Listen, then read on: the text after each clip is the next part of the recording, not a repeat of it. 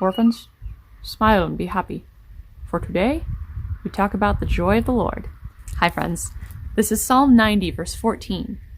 Oh, satisfy us in the morning with your loving kindness, that we may sing for joy and be glad all our days. Make us glad, according to the days you afflicted us, and the years we have seen evil. So this reminded me of something I heard recently about Charles Spurgeon in a talk given by Michael Reeves. He said that Spurgeon, who tended towards melancholy and struggled with depression, believed that God made us to be happy, and he always spoke with humor and tenderness. Now that might sound kind of contradictory, and I do think we have to be careful about what we mean by happy. I'll get into that a bit later. But I think you can hold that belief and expectation even if you tend towards down times, if you stand on faith that God is faithfully aiming our lives in the direction of this kind of soul-satisfying gladness the psalmist is talking about. And I think it's right to pray and to hope for that we would have cause to sing for joy and be glad all our days as we experience God's loving kindness. But it also struck me that in this request in the psalm, sorrow and trouble are not absent. The psalmist talks about days of affliction and years of evil. And he asks for a measure of gladness equal to these. I think even the request, satisfy us in the morning, kind of implies you've had a bad night. This is just pure, honest, baldly facing the fact that you're having a hard time.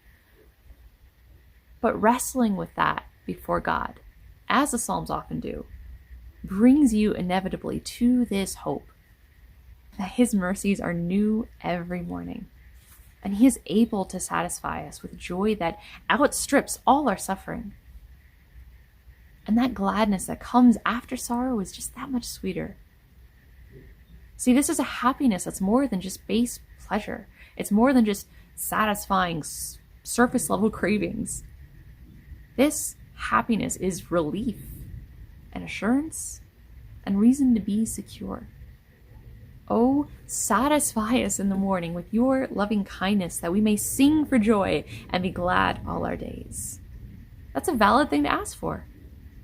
Not that we should be in denial of everything that's wrong around us or legitimate reasons we might have to be sad or depressed.